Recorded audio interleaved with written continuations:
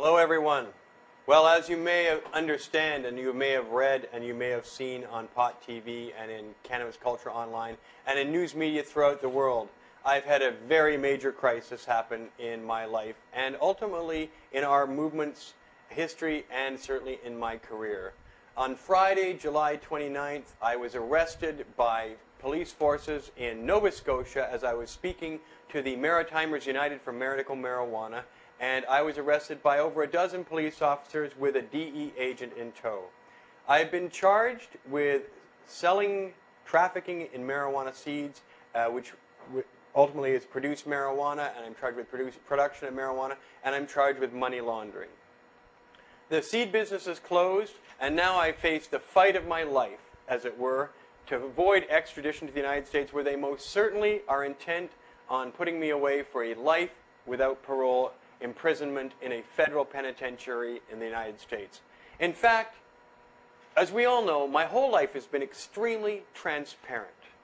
This was a very deliberate revolution that I started to overgrow the government that has culminated with the U.S. DEA and its various associated government agencies trying to destroy me and discredit me and all my efforts for our great movement. The original idea behind what I have done, as you know, was articulated in 1994. It said how to open your own hemp store and start a revolution.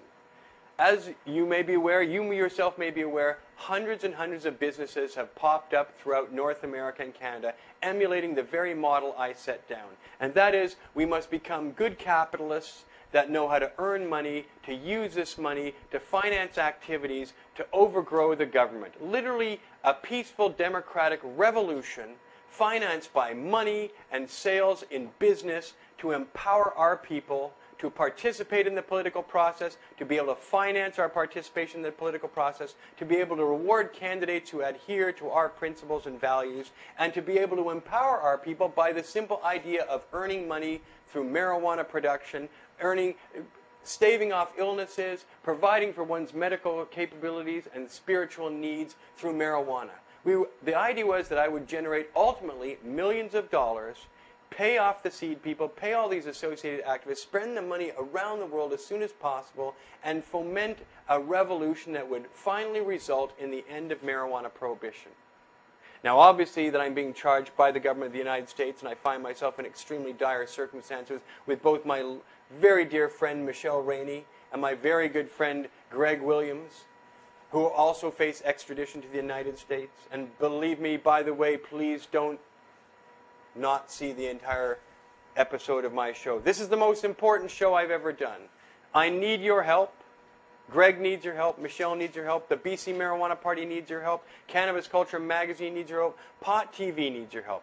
From 1994 to the present date in 2005, I have given over $4.5 million to activist-oriented movements, rallies, concerts, global rallies, Pot TV, BC Marijuana Party, elections, candidates. There isn't a single reform organization dedicated to liberating the cannabis people worldwide that in some way has not gotten money from me. We've given money to organizations in Rome, Paris, Bologna, Warsaw, London, England, Paris, Berlin. We gave $2,000 to the Israeli Green Leaf Party even in 2003.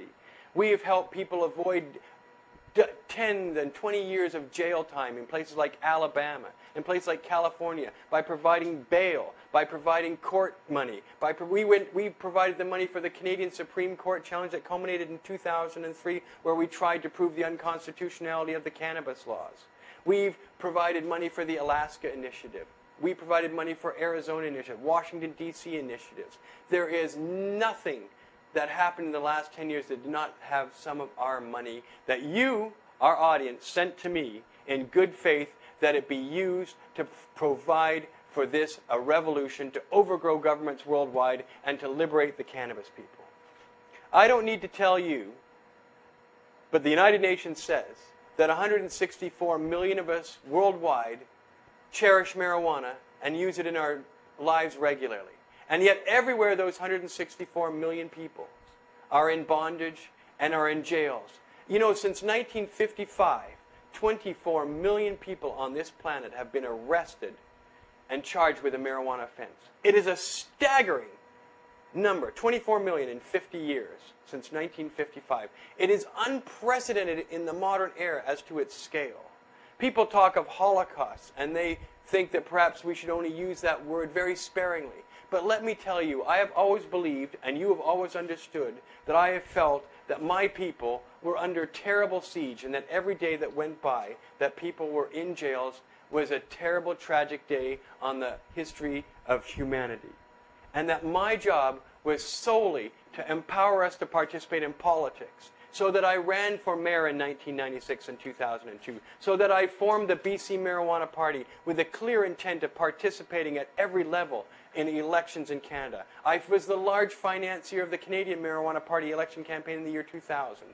I alone, through money that you sent me for seeds, was able to give the BC Marijuana Party $150,000 in the year 2001 alone to participate in elections. We provided over $200,000 for a remarkable drug addiction clinic, which you were able to make possible by your generous expenditures with Marc Emery Seeds. And we were able to treat people and prove to the world. The national news covered us. We were written up in health journals everywhere that ibogaine is a brilliant and wonderful new tool that has promise of more success against drug addiction, drug craving, and drug dependency than any other method ever tried in the modern era. You helped me do that with your funds.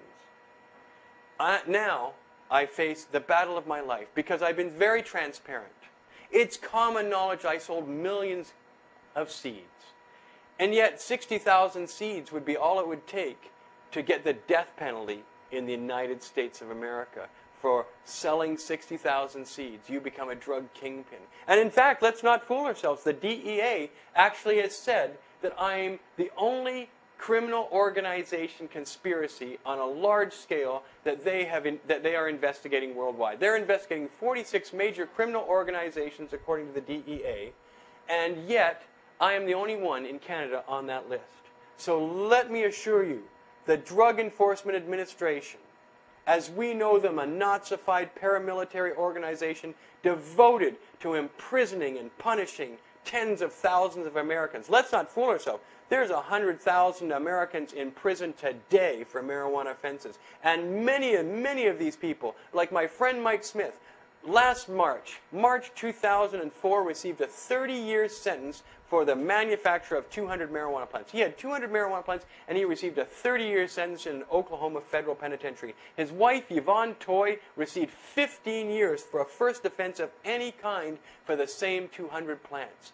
People in the United States go to jail for cruel, punishing long periods of time every day for marijuana. So I'm not saying that I'm a special person, that this is a unique punishment. Rather, let me be the light that shines on the American gulag, the fact that thousands of wonderful American people go to jail in their own country, and they throw away the key, and these people live in anonymity and despair, and no one knows they exist, and the outside world, who might, if they were informed, think that was a remarkably cruel thing, they don't know them, and they'll well die in obscurity, loved only by a few members of their family and remembered by a few members of their family. This is the American monolith, the American government monolith we're up against. And I urge my American friends, and I have millions of American friends, millions of Americans are frightened now by the way the United States has become. The United States has sold out its beautiful, valuable heritage of liberty. The heritage of liberty. When I was an idealist in the 1980s, I had Thomas Jefferson over my mantelpiece for 12 years before I moved to British Columbia. Thomas Jefferson is my hero. All my heroes are great Americans. Thomas Jefferson was one of the most brilliant men ever existed, and he gave America, on hemp paper, the Declaration of Independence, perhaps the most beautiful words ever written to free a people. My heritage is that of my American friends. I was brought up and steeped in ideals of liberty. And that we must always be cognizant is that the American people crave liberty, but you are afraid, they are afraid, our people are being put in jail in the United States in large, large numbers. Rolling Stone magazine came out today to read out what I already know, that more people are being arrested for marijuana in the United States right now than in any time in mankind's history in North America.